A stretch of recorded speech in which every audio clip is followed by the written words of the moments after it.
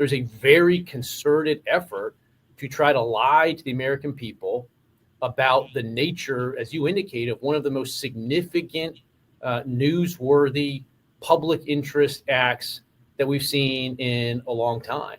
And what appears to be an action by Jimmy Kimmel to play into that narrative that this was somehow a MAGA or Republican motivated person. If that's what happened here with his conduct, that is really, really sick. And I've been very clear. They have a license granted by us at the FCC, and that comes with it an obligation to operate in the public interest. And we can get into some ways that we've been trying to reinvigorate the public interest and some changes that we've seen. But frankly, when you see stuff like this, I mean, look, we can do this the easy way or the hard way.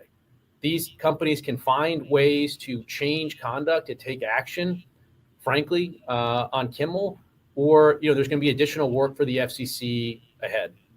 Obviously, look, there's calls for Kimmel to be fired. I think, you could certainly see a path forward for suspension over this. And again, the FCC is going to have remedies that we could look at.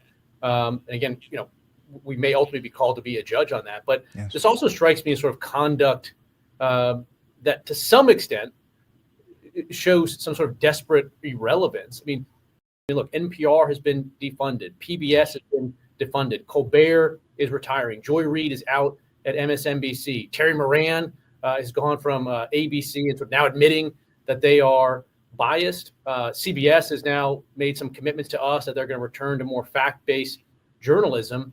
And so I think you see some lashing out from people like Kimmel, who are frankly talentless. And we have a rule on the book that interprets a public interest standard that says news distortion is something that is prohibited. Likewise, we have a rule that addresses broadcast hoaxes. And so, again, over the years, the FCC has stepped back from enforcing it. And I don't think it's been to the benefit of anybody. Just look at the credibility of these legacy media. It's absolutely through the floor. They used to be able to say at least they were more trustworthy than Congress, but now they're even less trustworthy than Congress. And so I think as a business matter for them, something has to change.